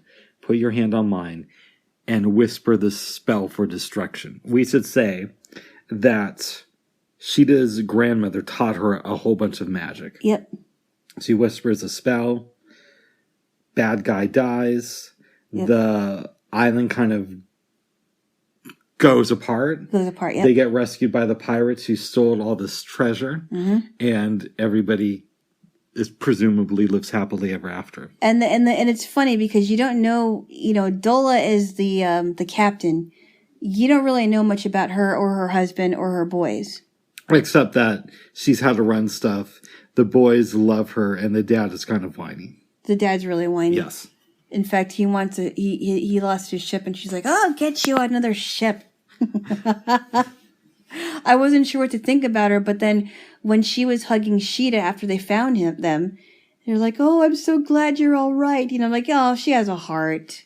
She's not a bad person, not a bad pirate." I think that Kiki's Delivery Service is a better movie. It is a better movie. I would agree with you. Having said that, I thought this film was an 8. On a scale from 1 to 10. I would agree with you on that one. Yes, it was very good. I wonder if I would have seen this movie at, let's say, age 5 or 6. Yes. If I would have liked it. Something tells me I would have, but the beginning definitely would have bored me. It was kind of a slow beginning. Yes. Like you didn't even know, why does she have this crystal? And what is up with this crystal doing all these things? Why do they want the crystal? The pirates only wanted treasure. They didn't want to kill her. They were cool pirates. They were cool pirates. All good pirates listen to their mom, is what they say at the end of the movie. All good pirates listen to their mom, yes. And they were adult men. Yes. They weren't teenagers. And they were in love with Sheeta, who was a young girl. It's kind of funny. Yeah, it's a little bit creepy, but this was way before Me Too. So. Well, they didn't make it seem creepy. No. It was just a cartoon, Yes, yes. But, and the weird thing is that the voiceover, and I told you, I recognized that this girl had an accent, and I said, you know what, she sounds really Australian. That's another thing, too, I don't like about this Studio Ghibli dubbed movies, at least the ones we've seen. Yep. And I know I said it before, is I really wish they would have used Japanese actors. Because they look Japanese, but some of them really don't sound like they're Japanese. They sound so American or Australian that it takes me out a little bit. Yeah, but I understand. But the storyline was really good. It was a really, really cool movie. Mm-hmm. I'm wondering. Yes. Excuse me. I hiccuped. It's okay. What does this film say about having too much power? That having too much power can destroy you in the end. Well, it destroyed Muska. What do you think Muska was like? Do you think he was ever a nice person and he just got He corrupted? might have been a nice person. I mean, who knows? But he was definitely corrupt. Yes. He was probably just power hungry. I don't know, but he died because of it. What do you think this movie teaches us about not judging people prematurely? As far as Muska's concerned? Well, not just him, but also the pirates. Because at one point we think that they are bad. Yes. As the saying goes, you can't judge a book by its cover. Yeah. You can't judge them until you actually know what their character is. And we find out that Dolla, although she's tough on the outside, she really has a soft spot. She hugs Sheeta at the end of the movie. She does. She's really concerned for Patsu and Sheeta, it sounds like. What do you think the rest of Dolla's life was like? I think she just had to pull herself by the bootstraps and, do stuff, command things for her boys and her husband to do because nobody else is going to do it. Do you think that she had purpose? Yes, I believe she did. I think she does. I mean, they were looking for treasure, but, that's how pirates are, right? Do you think Dolla is still alive or has she passed away? I think she's still alive. Even though it's been like 30-something years? I think she's probably... She's already an old lady. Well, she might have passed away, but I think she learned how to be content with her life if she has, before she passed away. With her, her newfound friends and her boys and her husband. What do you think Patsu can teach us about not letting life get us down? Because he's an orphan. Yes. But we don't get the sense that he's unhappy at the beginning. He's not. He doesn't seem like he's unhappy. I think he just is like, well, I'm on my own. I got to figure this out. And then he meets Sheeta. Yeah. And his world is just turned upside down. It's implied that he really is in love with Sheeta. Do you think that they end up together? Or are they just close friends? What happens with these two? I think they eventually end up together, if not when they're younger. Maybe they wait until they're older. I would imagine. And then they marry and they decide to write a book about their adventures. Interesting. I don't know. And they decide that they want to make a book for their grandchildren about their adventures with the pirates. Nice. Yeah, I really think that Patsu is genuinely a nice kid. I do too. Yeah, and he really does care for Sheeta. Because remember when he said, Sheeta means everything to me. So that pretty much implies that he really did have love towards her. I enjoy this film more than like most Disney movies of that era. Yeah, but you haven't seen a lot. I mean, I know you've seen some as a kid, but there's so many things. I mean, there's so many Disney movies that I haven't seen that were old. And that was my generation. I grew up, that was a part of my time. I mean, I grew up watching the Disney Channel and Disney movies. And the old ones, I mean, they used to play the old ones when I was in my teens, and I loved watching those. I think there's just so many Disney movies that I haven't seen. Yeah, this movie definitely feels like an older film. And it is now, actually, even though it came out in our lifetime. It is, but I really enjoyed it. Do you wish that your parents would have exposed you to Studio Ghibli movies as a youngster? If they were out. I mean, if we knew about them, because they were being distributed in Japan. Right. So, but there were a lot of Japanese people in Honolulu. There was a lot of Japanese people, but I didn't know about anime until much later. Oh. Right. So, but no, I mean, if I knew about them, yes, it would be great if I was exposed to them, but that's okay. I'm learning about them now, so it's not a big deal. I think at some point we will watch every Studio Ghibli movie. I mean, not all in one big weekend, but eventually we'll get around to them. I don't know if this is a representation, their films, of how good anime is, or if they're just like the gold standard of that genre. But I am enjoying exploring their movies. Yes. Is there anything else you want to say about this movie, or do we want people to find it and watch it for themselves? I would like people to find out and watch it for themselves, because I think you know, despite the slow beginning, I think you would really enjoy it. Agreed. Yes. Jaylo. Yes. Yes. Did you like the colors? I thought the colors were good. Okay. Yes. They weren't weird like the ones in the My Neighbors the Yamada's movie, No, right? that was just bizarre. Really weird. Yeah. Yeah. Yes. Funny. Some things are funny, but very bizarre. I do not need to watch that film again. I don't either. No. Jaylo, Yes. did you have any weird dreams last night? I did not. I did.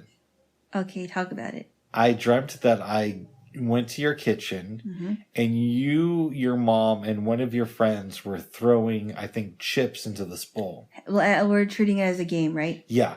Your mom goes off somewhere and I'm just talking to you and your friend's throwing chips in the bowl. We go over and there's chips on the side of the bowl that didn't quite make it. Missed. And then I start to walk and I ram my head into yours.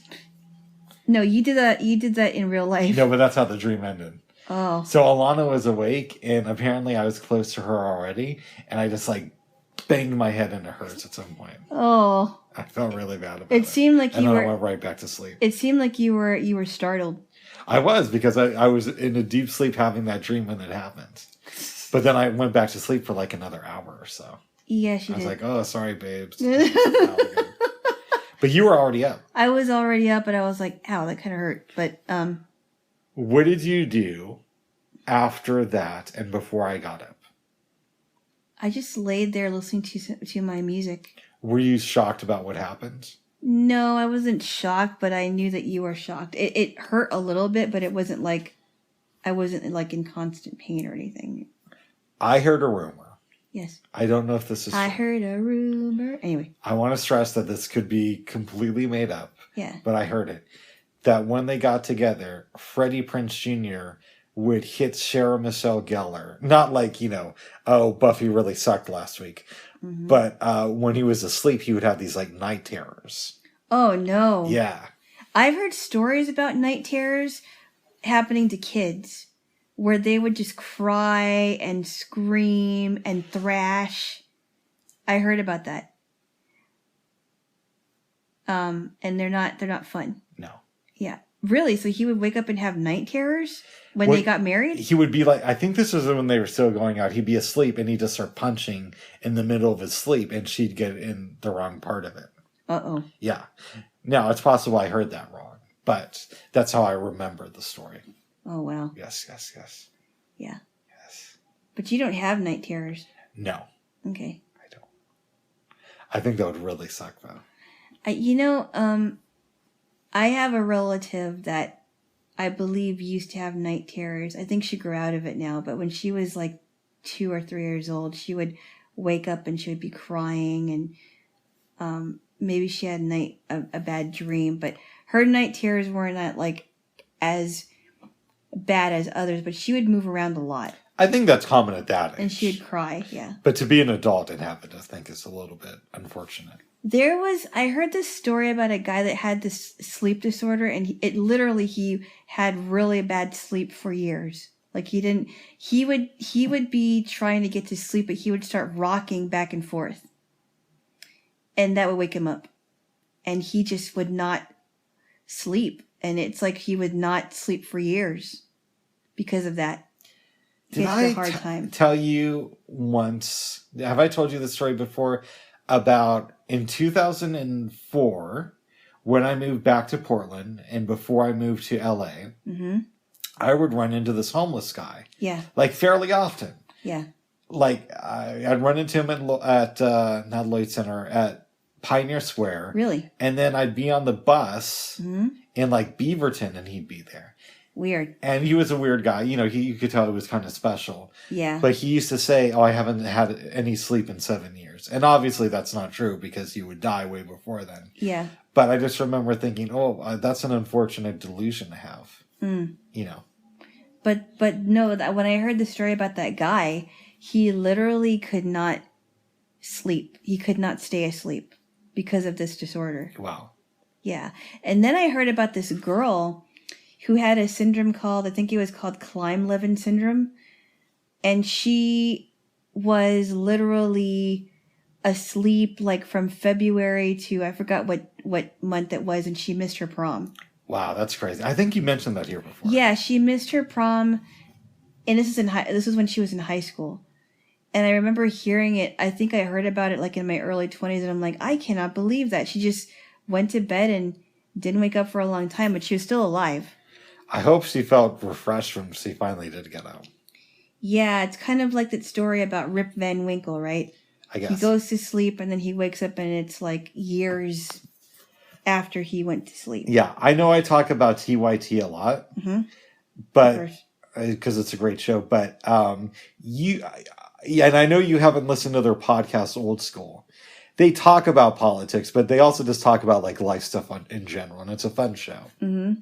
But I remember Jank one day was asking the question of the other guys who were doing Old School, has anybody just like gone to bed on a Friday and slept the whole weekend? And I think he said that he hadn't done that, but if I'm remembering correctly, he once went to sleep on like Friday. It was either him or a friend of his went to sleep on Friday and woke up like Sunday afternoon or something. Whoa. Yeah, but they were, intentionally saying, and then maybe they got up to use the bathroom, but then they went back to sleep. So I knew this guy. I'm not going to mention his name, but I told you about him before. Before he died.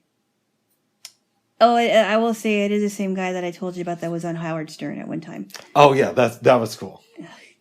Yeah. Yes. Didn't impress me. Anyway, that would be like meeting the Beatles. He played golf with Joe Pesci, and he also went to on the Howard Stern show. Anyway, the Joe Pesci thing is okay. The Howard Stern thing. If that happened to me, I'd never stop talking about it. But keep going. Of course.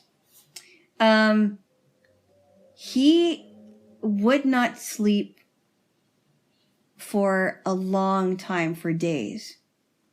And I would tell him, I said, you really need to go to sleep. He wasn't really the most healthiest person because he was diabetic. He partied way too much. He was diabetic. He didn't get enough sleep. That may have contributed to what happened when he died, and he was only 43. Wow. Young guy. I think he had a heart attack. I forgot what it was. But yeah, I heard about it and I'm like, that is just awful. And I just met him like a year before. I will tell you this. Most of the mental health professionals I've talked to, there's a couple things that usually come up. My childhood and my relationship with my parents, because it's a little bit out there. But also, sleep has been something that comes up a lot in therapy. Oh, really? Yes. Yeah, because doctors have said that sleeping is one of the most healthy things you can do for your body because it rejuvenates you. And even though you're sleeping, your system is working. And I used to have brutal problems with insomnia. Right. Yes. But that has since gotten much better. It's still an issue, but it's not what it was. Yeah, I think we all have had bouts of insomnia. I think some people have it worse than others. Yes. But yeah, sleep is so good. I knew two people I went to school with. One of them slept for only 4 hours, which is insane. The other one said, "You know what? Sleep is so good." I'm like, "Yeah, sleep is really good for you. Yes. You can't overdo it. You shouldn't overdo it, but you should not underdo it either. You have to have a balance of it." I've heard it's really hard to overdo sleep. Really? Some people even suggest that we might actually need like 10 hours of sleep a night. That's a lot. Yeah, I don't know if I'd go that far. I heard that like children need 11 hours and teenagers and adults, I think it's like 7 to 9 hours. You know who Ariana Huffington is, right? Of course, yes. I don't like the Huffington Post. I think it's a little bit too lib even for me. Yeah, I don't like it either. But when I got really sick a few years ago and I was in bed, I had nothing to do but watch TV. So this was when the Huffington Post still had their own like internet channel. Is that the one where you said that she was in bed or something with? No. So I'll tell you that story after I tell you this. All right. So I was watching it and like, what are you doing? Oh no, I'm sorry. I thought you were on my blanket. Go on. I'm just on your link. So like every story is just like, oh, we're going to take the most super live view. Mm-hmm. And that's how you know that you can't trust a reporter is when they're always taking a certain position. Or you can't trust a news network. But anyways, they interviewed Ariana Huffington because it was her channel. And she was promoting some book about rest. And I think she said, and I may have this wrong, that she tried to get like 12 hours of sleep a night. That's a lot of... Yes. I remember... And then we're going to... you tell me what you remember, and then we're going to tell the bed story with Ariana Huffington. I remember when Dr. Phil was talking to this lady, and she admitted that she would get a lot of sleep, like 11 hours of sleep. And he was worried that is a lot of sleep because when some people are depressed, they have a hard time. They sleep a lot. Yes. Either they sleep a lot or they can't sleep. And he was telling this lady, he's like, I'm really worried because you should not be getting that much sleep a night. It's a lot of sleep. And because you are an adult, you should only be getting at least 7 to 9 hours. And so she was sleeping for like 11 hours a night. That's a long time. Okay, so here's the Ariana Huffington in bed story. Yeah. Which I'm actually surprised more people don't talk about. Okay. Sorry, I had a burp. Uh-huh. In 1996, Bill Maher was hosting Politically Incorrect. This was before it moved to ABC. Mm-hmm. It was an election year. Bob Dole was running against Bill Clinton. Right? Uh-huh. And so he had these segments he used to do, like Chris Rock used to be on the show a couple times a week and would go out and interview different people. But something else was he would have a segment where Ariana Huffington would talk to Al Franken in bed. This was before he ran for senator. Mm-hmm. But after he wrote that book on Rush Limbaugh. Mm. Al Franken did? Yes, he did. Of course. He wrote a book called Rush Limbaugh is a Big Fat Idiot. Yeah, well, so is Al Franken. Oh, it is. Al Franken is the idiot of all idiots. Go on. Well, I don't know about that. No, he is. He's an idiot. He can say what he wants to, but he's an idiot. I know the truth. Well, he's also a sex offender of women, so... I think that might be a little bit complicated. No, it's not complicated. There are actually pictures of him doing that to this woman on a plane. So, I mean... Listen, I'm not going to go there with you. But anyways... Okay, Al Franken's a loser. Go on. Go on. Yeah. So anyways, this was back when Ariana Huffington was a Republican. Like, she was very into the conservative world. Are you serious? Yes, a lot of people don't remember that. And so the reason... No, because she's so different. Yeah, her husband, I believe, was a big-time Republican. Oh. So that's why they would do a segment in bed each week talking about politics. He would take it from the left. She would go from the right. Okay. As far as talking about the world. Wow. Anyways, that's my Ariana Huffington in bed. But story. she would do that in bed while she was with her husband in bed? No, they would get into bed because it was a segment on Bill Maher's show, and they just shoot them in bed together. Her and Bill Maher? No, it was a segment on Bill Maher's show. So they would shoot Ariana Huffington in her own bed. In a bed with Al Franken babes. Oh, okay, that's kind of creepy. They would have pajamas on. No, I know, but it's creepy. Well, I'm sorry. I think Al Franken's creepy. Well, I think a lot I'm of people... good enough, I'm smart enough, and doggone it, people like me. Well, there's a lot of people creepy on both sides of the political. That's Stuart Smalley. Yes. Yeah. Yeah. A lot of creepy people on the left, on the right too, but on the left, you're white. You were white the first time, but well, there's creepy people on both sides, babes. Oh no. Well, there are, but I think most of the creepiness comes from the left, Bubs. I don't know about that. Yes. When you look at somebody like Bill O'Reilly, who Fox News had to pay out something like 36. Bill O'Reilly isn't creepy. So I don't know the Bill O'Reilly story, but I'm glad he left Fox News. They had to pay out $36 million to shut down all talk of sexual harassment cases. But wait a minute. You got to be hold on. Let me. Go. Stop. Oh, no, babes. That's what we used to do this. Okay. Now, Yes. I don't know about the Bill O'Reilly thing. I have watched many a Bill O'Reilly show. The Fox News has been guilty of. I think they've been guilty of using White supremacy. sexual. What? Go ahead.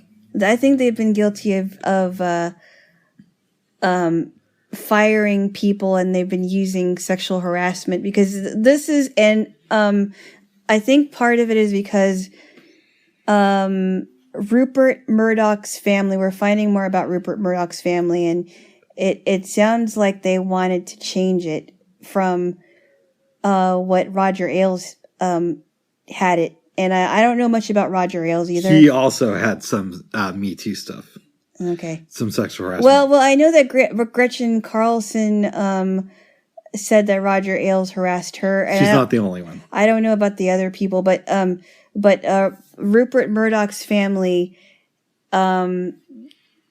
has been trying to turn, at least his sons anyway. I think it's his sons has been trying to turn the network into another direction.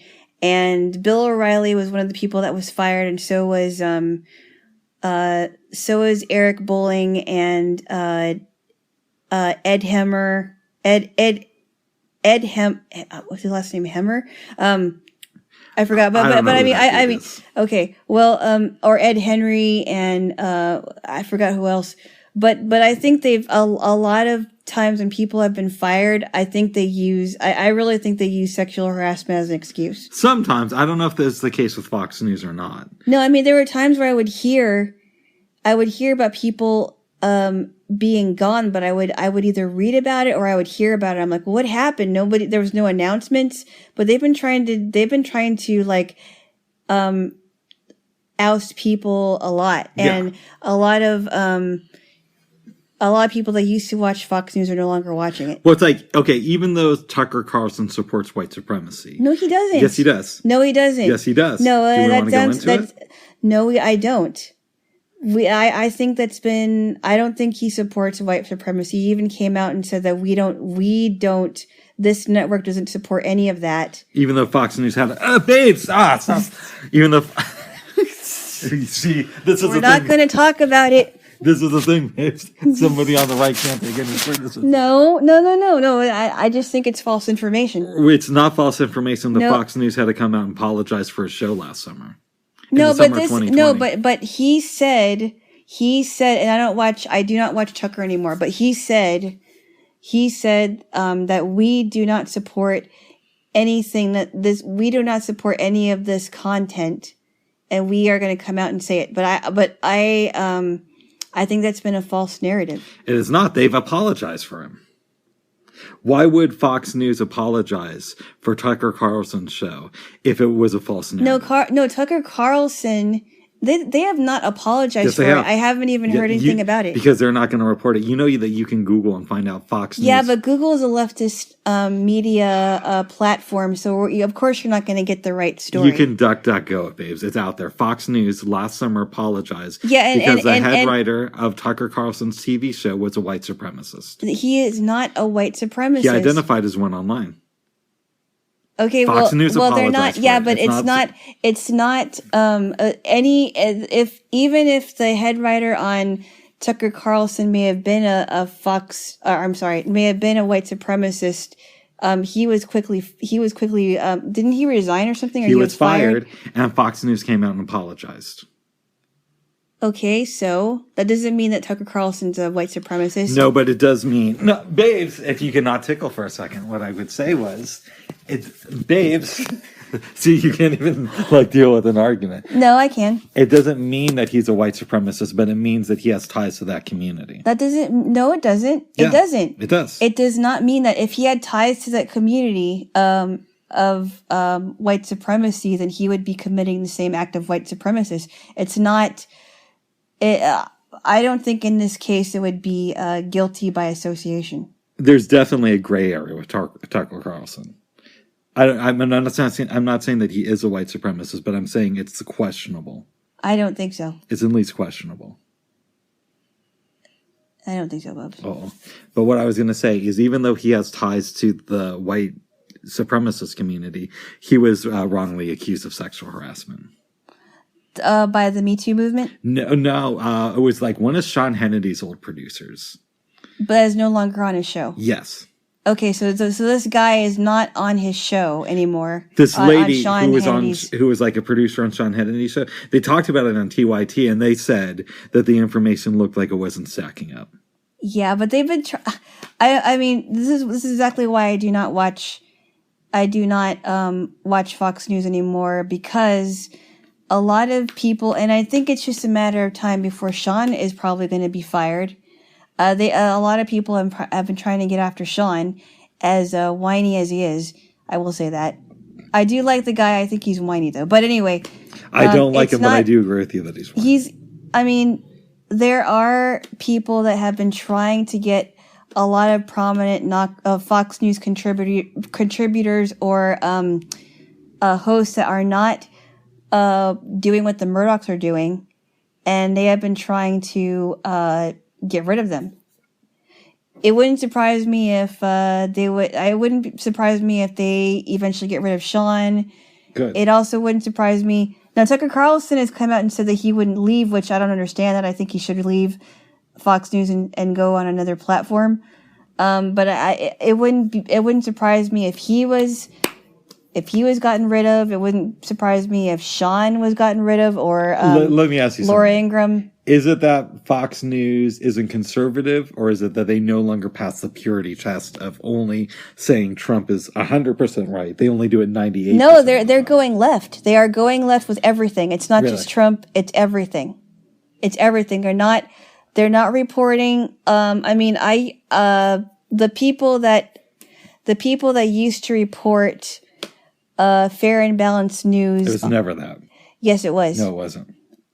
Sounds like a typical person that doesn't watch Fox News and only watches clips of it. I did watch it back in the day. No, I don't believe you. Yes, I did. Back in the early 2000s, in the lead up to the Iraq War, I was curious. Just because you saw it back then. You just said I never watched it. You may have watched it for, I don't know, like 10 seconds. No, I watched entire shows to see what was going on. And then you decided that it wasn't for you, right? I watched entire episodes, a fair amount of them, in the lead up to the Iraq War because I was curious to see what the media was saying. And they were saying we're going to be in and out of there in maybe 6 weeks. Okay, well we're not talking about the Iraq War. We're talking about other stuff. Other stuff they're fair and balanced on. Not the Iraq War, but... They used to be fair and balanced. They're no longer fair and balanced. I don't know why some of the people that have always stuck to their guns are still there, but that's just my opinion. Well, babes, I don't know if it's fair and balanced to only say conservatives are correct, but I still love you. I love how you deflect when I try to push back just a little bit. Ugh. You always get on offense. Of course. I am on offense. Well, I realize that sometimes being on defense doesn't really help. But instead of listening with like an open heart and an open mind, you're like, "But yes, happens. You're not realizing this. You let me speak." But I still love you, babes. No, I don't think. Yeah, but if I said well, that's not true, it wouldn't. It would just come off as me being whiny, and it wouldn't come off as me being more passionate about what I really think. All right, here's a scenario. Newsmax comes to you and say, Alana, Jaylo, we love what a great American you are. Hey. Hold on. Bubbles. And they say, we want you to host a nightly television show. We'll call it the Jaylo Factor or Jaylo Tonight. Jaylo Tonight? Jaylo really? Tonight or the Jaylo Factor. Or, okay. Or, insert whatever name here. But you have to break up with Rick and call him anti-American on your first show. Would you do it? What? Why are you asking me these weird questions? Because I have a weird mind. You do have a weird mind. I'm not going to answer you. Oh. No. Well, I hope Newsmax never comes to you with it. I don't think they would because I don't think I would have anything to contribute to a political show. Oh, good. No. I really don't because I don't think I would have the qualifications. I would love to do a political show. one day, but I don't think I will ever. Well, I mean, have the ability to. I would like properly to, pull but that I'm off. not. I have not worked in politics, and I don't think I would be qualified. Yeah, I don't think I would be qualified. But how many people on Fox News are qualified?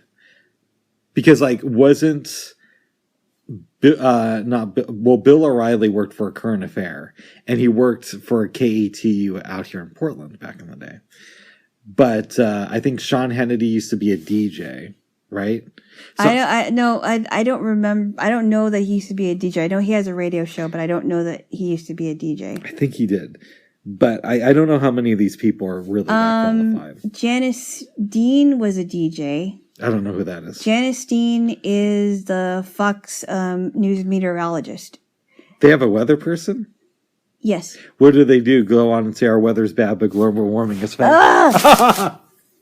By the way, if we want to get on Janice Dean a little bit and kind of talk about her dislike of Andrew Cuomo, her in-laws, unfortunately, have died during the coronavirus hysteria. The only the bad thing about this is that the controversy with Andrew Cuomo and nursing homes. Yes, I do. Okay, well, he did not do anything about.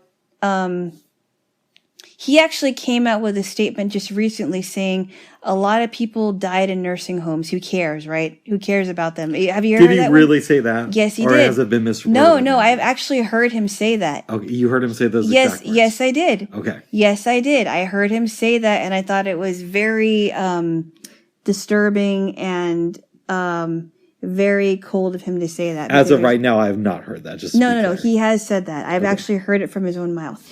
Well, what happened is he didn't do anything about the people in nursing homes that were sick. Her husband's parents both wanted to be in the same nursing home, but they were separated, and one of them died. I think one of them died before the other one, so they were not able to be together before they both died. Well, babes. And Andrew Cuomo, unfortunately, he's very, very, very close to being recalled, I think. I have actually heard rumors about that. Yeah. And so is Gavin Newsom. Yeah, well, Gavin Newsom has his own issues. But maybe one day we'll get AOC as the governor of New York. Oh, please. This is just a fantasy. It's not going to happen. Well, I would prefer her to become president. I don't think people in New York respect her. Not a lot of people in New York really respect what she's doing. I think that that the majority of New Yorkers. Why are you doing this? What did you thank me? Ouch! Why did you do that? Because I didn't tell you to touch me there. Okay. Oh, okay, Base. You see, Bubs? We're having a lot of fun here, babes. Well, should we keep talking about politics? No, not really. Okay. I think I'm done. All right. Well, is there anything else you wanted to say? Rick's friend, whoever you are, I hope you enjoyed that. My friend, I wish our argument could have been longer, but unfortunately, Alana wants to wrap this up. I want to wrap this up. I just want to say, we need more media outlets that are truly on the left, like Secular Talk. No, we don't. For example. And I also want to say that I think that Bernie Sanders is a great politician and an awesome man. And I wish that he would be president one day. That is not going to happen, but maybe there's hope for AOC someone like her. And I want to say that AOC is a complete idiot. So is Bernie Sanders, and I think that we don't need more leftist politicians or leftists trying to ruin our lives. And I think that leftists are going to be the downfall of our country. I think leftists are saving not only our country and our planet. And I think that we need to have a come to Jesus moment. If Jesus is progressive. No. Let me ask you something. Jesus is not progressive. Okay, we're not going to talk about this anymore. Why is Bernie Sanders an idiot? I thought he did some stuff that he's way too far to the left. He wants everybody to have free stuff. I mean, I know you're not. I know you don't think so, but he really is. He really is a progressive. Very far leftist. I do think he's a progressive. No, but way far to the left. Yeah, you got to despise somebody who thinks that kids should have access to healthcare and education. Well, I don't. If you believe that healthcare and education is a right, and it is not a right, it's a privilege. I think it should be a right in this country. It's a privilege. And somebody that wants to change the Constitution, I think, is very far to the left. Everybody wants to. And I thought we were going to stop talking about it. That's why we have amendments to the Constitution. All right, babes. Let's disagree with this. You don't like Bernie Sanders, and we can say that I do, and I am correct. No, you're not correct. And it's an illusion. Oh, what else? It's an illusion. I think, babes, it's an illusion and a delusion. We should wrap this up. Maybe get a little bit frisky. Because, no. And then I don't know. Maybe watch some DS9 or listen to some music, and then you are going to try Jersey Mike's later on. Ooh, yes. Yes. Jersey Mike. So I've heard some really good things about Jersey Mike's. I did not know until you told me that there is one in Portland, and I heard some great things about their subs. They're pretty good, babes. Yeah. Yes. Yeah. Yes.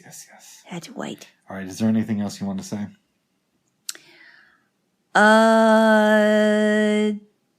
No. Okay. You sure? No. All right. Well, Bernie Sanders is awesome. Bernie Sanders is not, and AOC is definitely not, but we are going to end with that. We are going to end with Alana's. Hold on, all right. Okay. Alana's getting ready to. Okay, that's enough. That's enough. I'm trying to keep this boy in line, everybody. I don't know why I'm always good boy. No, you're not. Yes, I am. No. Yes. You are not good boy. Oh, my goodness. Not all the time. Hopefully, ALC will. Okay, enough. Okay. Alana gets. You know what's weird, babes? What? Like the right always talks about the. Okay, enough. They always talk. All right. Enough. So let me just explain something. You tickle my armpits. You get it in the armpits. Let me just explain something. I am not a violent person, and I think that I feel that the only way that I can get to Rick is to tickle stuff out of him because number one, he started this whole tickling thing, and number two, I think because I wasn't able to express myself when I was younger. He's really someone that I can really express my feelings towards, and I think that tickling will get him to stop something. And he just put both hands on my armpits a minute ago. I want to say something, babe. No. Can I please say something? What? I think it's interesting that the right is always talking about how the left needs their safe spaces. They need their safe spaces. They gotta, the right never talks about their. Okay, the right has always talked about not having safe spaces. But they're always saying, the left needs safe spaces, and they want trigger warnings and stuff like that. They do. When we talk about politics, you go like really defensive and want to shut down. No, it's called offensive. Offensive, and you get really offensive, and you want to shut down my free speech. It's called passion, Bubs, and you've always you've interrupted me too. But I thought we were done with it. You do it more than I do. No, I don't. Okay, I think because you're worked out, we should have a kiss. Really? And then we'll get a little bit more frisky after. Oh, my goodness. All right, can I get a kiss? Okay. Oh, gee. Okay. No, come on. Give me a kiss. All right, babes. You feel good? Yeah, that was a pretty rousing discussion. Yes. All right. Vote and more tickles will abound. Vote AOC.